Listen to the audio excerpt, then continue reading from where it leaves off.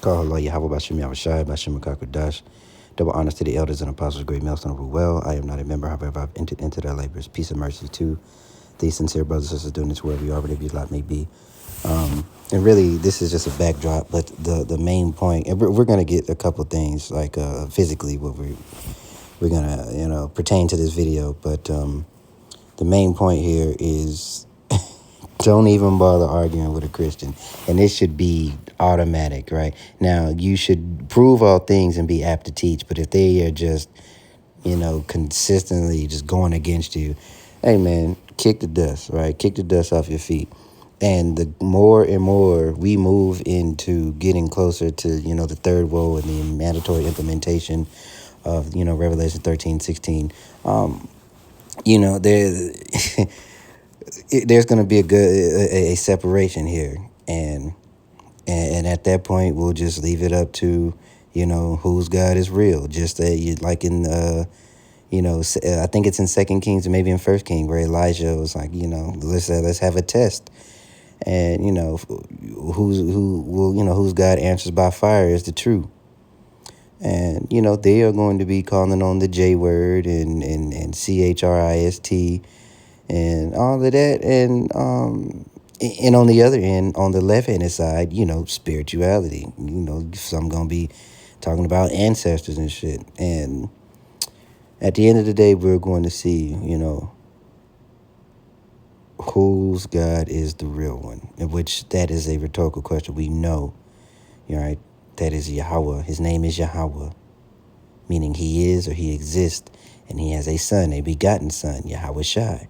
All right, first spirit he created. He came here as a man for the nation of Israel, right, which is, Israel and Judah, okay, so-called Negro, Latino, Native American, and those that may look like the heathen, but these scriptures, this word, this resonates with you, or, if you can, recall a physical presence of a forefather that was of the aforementioned people.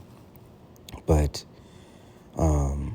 and really, spirituality is just a watered down version of what was given to us, because she looks like a Jake. She's definitely a Jake woman. It's really, yeah, it's nothing more than, trying to reclaim, what was already given, but it's just, you're going up another way. You get mixed and mingled in with mythology and, from other cultures that we have been in subjection to, right? Because that's a mix. Just a perfect example is the Northern Kingdom going into the Assyrian, being in the Assyrian captivity, which is where you get the Assyrian script from. Right. And, even your writing styles change where there's a mesh of cultures, whether you are the dominant culture or whether you are the culture that is subject to, oppression. There is a mesh. And over time, things get diluted because history is very nuanced.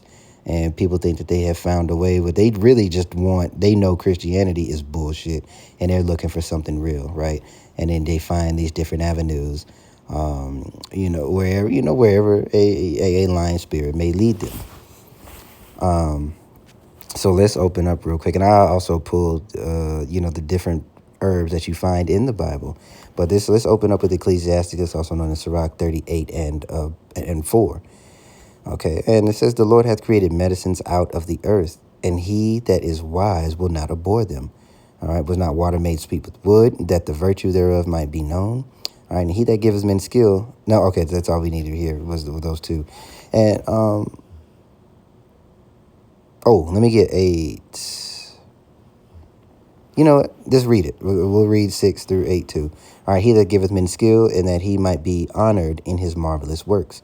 With such doth he heal men, and taketh away their pain. Of such doth the apothecary make a confection. Of his works there is no end, and from him is peace over all the earth. All right, my son, in thy sickness be not negligent, but pray unto the Lord, and he will make thee whole. Leave off from thy sin, and order thy hands aright, and cleanse thy heart from all wickedness. So here are your 3 things you do. All right, leave off from sin, pray, and then use the herbs of the earth. Now,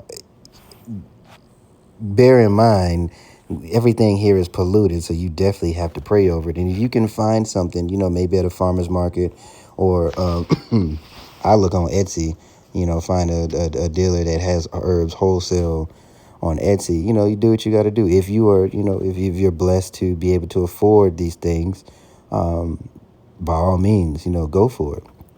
And that was supposed to heal you. Your food was supposed to heal you. The things of the earth that are already in you, all right, they're meant to heal, which is another attack on life, because this devil, he's the dirt, the ground is polluted again, the air, the water, everything is less healthy or less nutrient dense than what it was even 30 or 40 years ago. But let's let this play real quick, and then we'll get our our justifications, our precepts, and then that'll be it. But remember, the main point, this is a twofold thing. This is not only physically talking about the herbs, but also just to show you that the deeper we get into trouble here, Jacob's trouble, all right, people are going to be calling on their false idols, and they're going to see that their false idols don't answer them, and they're even more so, their hypocrisy is going to show, and you'll see why I say that. That's those types of things, because they believe in the herbs and all of that. Herbs is for eating. Herbs ain't for bathing and cleansing your house and burning sage and stuff. That opens you up to the money part. The devil always try to imitate what God does. It was Rosemary. Hallelujah. Hallelujah. I was about to just put it in my ear. And now I'm assuming she's making a like a tincture, a rosemary oil tincture. I don't know why you would put the actual sprig in your ear. Maybe it is I do believe like an antiseptic or or maybe I don't know. I gotta look into that. But the point is, the old nigga woman in there is going on and on about burning sage and all this other stuff. Now, mind you, these are the same people that they don't split the pole is bad luck, right? Or you blowing out candles on a birthday cake, right? Or the age old Merry Christmas and all this other stuff. They celebrate all these pagan holidays, and you should even look into where that ritual goes to. And these old Christians doing all kinds of rituals, but turn their nose up at the herbs, and it makes sense. All right, because they are on the vibration of E. Now, I typed in here, herbs in the Bible for healing. All right, there's a PDF, but we're just going to stay with the little AI overview here. All right, it says the Bible mentions several herbs, spices, and plants used for medicinal and healing purposes. Now, when you read this, it is also a physical thing, and it goes into the spirit, because most, the theme of it is husbandry, right? Planting. Okay, and now those were, our people, we speak in parables. Where do you think rap comes from, or poetry comes from? That is a thing that has been with us since. All right, so you link it with the well, I guess with the dominant culture of the day and the dominant language of the day. That is why Paul talks about the gospel. Gospel is, I believe, like a Latin word. I think a Greek or a Latin word, and it just means good news. And they would have things about gospels. It would be a gospel of, the Romans conquered some faraway land, and now they can, have cheap silk or whatever. I don't know. But Paul just used the language of the day, and that has always been a thing, okay, to help people understand. We use language of the day, right? And when you do these videos, or you hear the band on the corners. Anyway, let's go ahead and read. Used for medicinal and healing purposes, often referred to in the KJV. Key examples include aloe vera for skin and wound. All right, John 19:39 and 40. You go to that, you read it. All right, and all of these, the rest of these you can go on your own. We're going to get we may go see some of them, but I challenge you to go look them up and do a little, challenge your brain. All right, you can't be spoon fed all the time. All right, balm of Gilead for healing. All right, that's Jeremiah 8:22. And I pulled that one up because that was the one I didn't remember reading about. Hyssop for cleaning. All right, Psalms 51:7. And figs for boils, 2 Kings 20:7.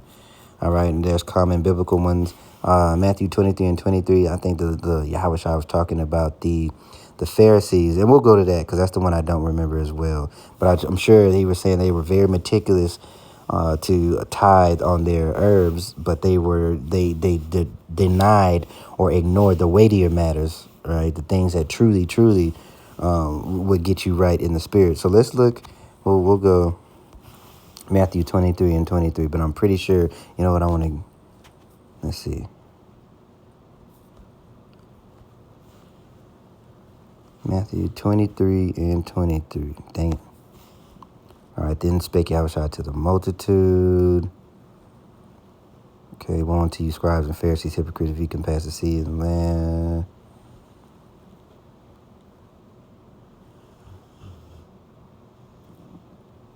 Okay, 23 and 23. Woe unto you, scribes and Pharisees, hypocrites, for ye pay tithes of mint and anise and cumin, and have omitted, the weightier matters of the law, judgment, mercy, and faith. These ought ye to have done, and not leave the other undone, right? And it goes on, ye blind guides, which strain at a gnat and swallow a camel. Now, I did pull up the balm of Gilead, and you see, if you mention it, mentions it's twofold. It's spiritual and physical. That's the beauty of how these scriptures unfold. Not only is it spiritual and physical, but it is also talking and speaking in different dispensations of time. The present tense the present tense then, and for them as they was being uttered unto them, and then the future, which is now, right? All right, where it came from. Balm of Gilead was a rare and highly valued healing resin mentioned in the Bible. It was known as a powerful medicinal ointment and perfume in the ancient Near East.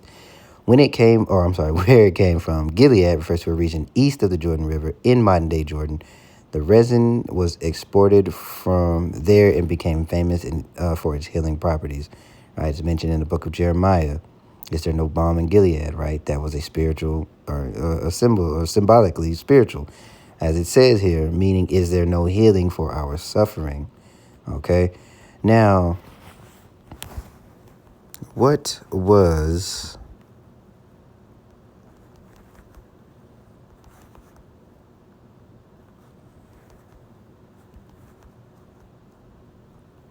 let's just see. What country or province in this time? Yeah, I guess I should have worded that a little better. All right, biblical kingdom of Ammon, Moab. All right, then it was Edom.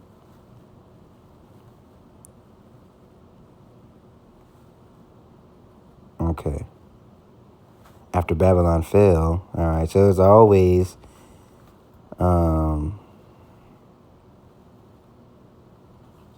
yep. So it was always very near and very close to, I believe that was the land of Judah then. Okay, after Babylon fell, it became part of the Achaemenid Empire, okay, or the Persian period. And then, so it also follows the four beasts, which are in Daniel, okay, encompassing the different captivities we were in. Yep. Okay, so we'll go back. Let's see, balm, bitter herbs, right, and that's for the Passover, okay. You need your bitter herbs with the lamb, okay, cinnamon and cassia, used in holy anointing oils, are for medicinal and aromatic properties. Cumin, okay, figs, it cure boils. Frankincense and myrrh, that's the one you hear about quite a bit. Hyssop, yep, for cleaning. Mandrake refers to fertility, reference for fertility. All right, mint, rue, and cumin. Again, we read olive oil. Obviously, olive oil was a big one. I even remember growing up in the church as a young kid, and they would put the olive oil on your forehead and pray to that pagan pork-flavored Jesus. Okay, but you see it here, man.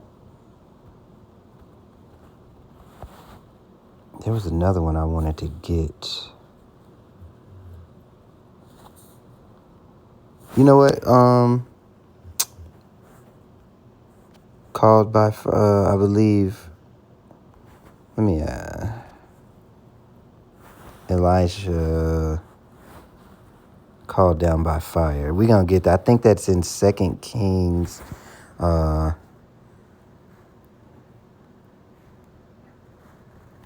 Which book in Kings?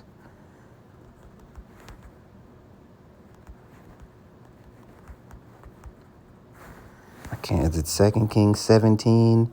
Oh, 1 Kings 18, right? So we'll close it off with that, man.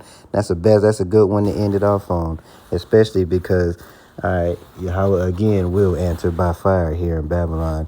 However, in the midst, he's going to be answering in the prayers of his true servants, those who because the name is out and the truth is out, and you just gonna have people who are just continuously gonna deny. They're going to just stick with what they know, right? They're going to lean to their own understanding.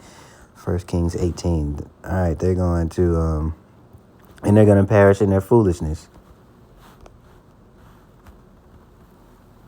But we're going to start just a little bit below.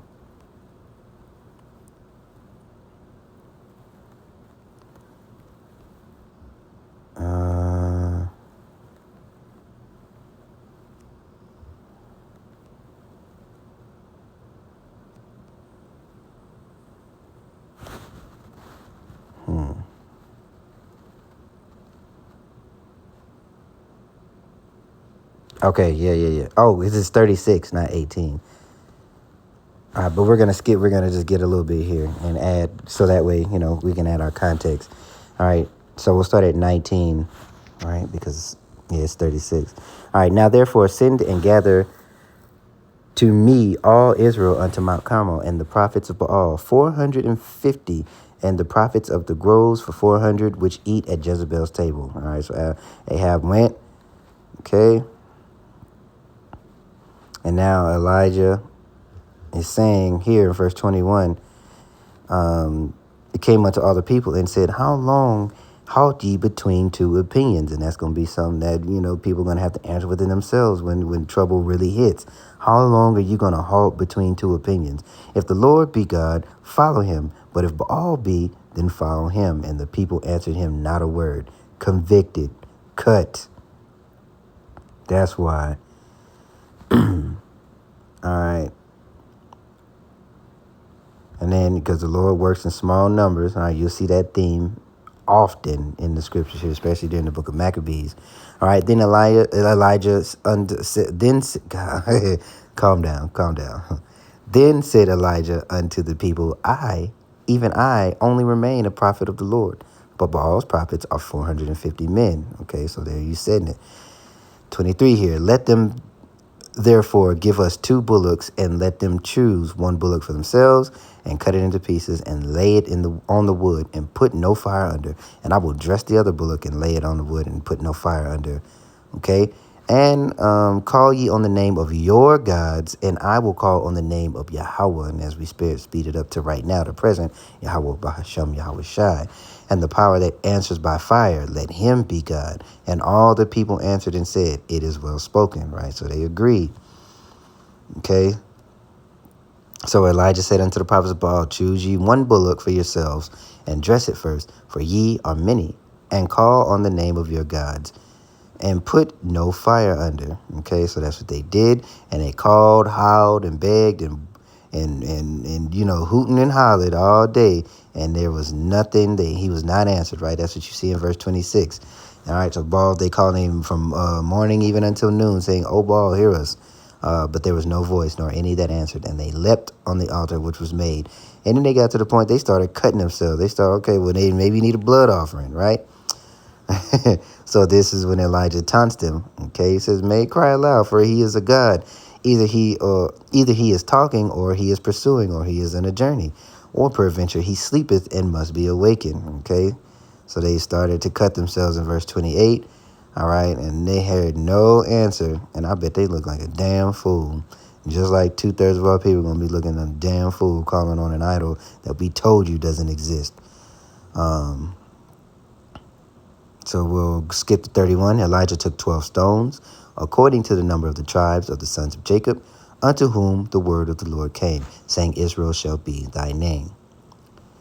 And with the stones he built an altar in the name of Yahweh, and he made a trench about the altar, as great as would contain 2 measures of seed. Okay, he put wood under, cut the bullock in pieces, laid it on the wood, and said, fill 4 barrels of water. So now he's done put that, and he wet it. Okay, the wood is soaked. Do it a second time, right? Verse 34. And he said, do it a third time, all right? And the water, and then there's a showcase of faith right there. If you didn't catch that little piece of, that little nuance written within the scriptures here, beautifully written. And the water ran around about the altar, and he filled the trench also with water. Trench and all is filled, right? Verse 36, and it came to pass at that time of the offering of the evening sacrifice, right? So it was right around that time, okay? We were in the Old Testament here, we were in the Old Covenant. You had the morning sacrifice, you had the evening sacrifice. So he did it, fell in line where it needed to be, okay? And then Elijah, the prophet, came near and said, Lord power of Abraham, Isaac, and of Israel, okay, a.k.a. Jacob, let it be known this day that thou art the power in Israel, and that I am thy servant, and that I have done all these things at thy word. Hear me, O Lord, hear me, that this people may know, that this people may know that thou art Yahweh power, and that thou hast turned their hearts back again. All right, fire fell. Then the fire of the Lord fell and consumed the burnt sacrifice and the wood and the stone and the dust and licked up the water that was in the trench. That's it. That's all. So pretty soon, people going to lean to what they going to lean to. And, in due time, folks going to understand. Heathen, 2/3 alike, they going to understand who the Lord is of Israel, because he gonna answer by fire in many ways. Not only the ultimate way, the ultimate lake of fire, but he gonna answer, by fire in many other ways. All right, in the times leading in to Jacob's trouble, as we, this clock winds down on Babylon, or should I say Babylon the Great, daughter of the Chaldeans. Right, Rome 2.0, Egypt, Assyria, all the wickedness wrapped up into one. So with that being said, shalom.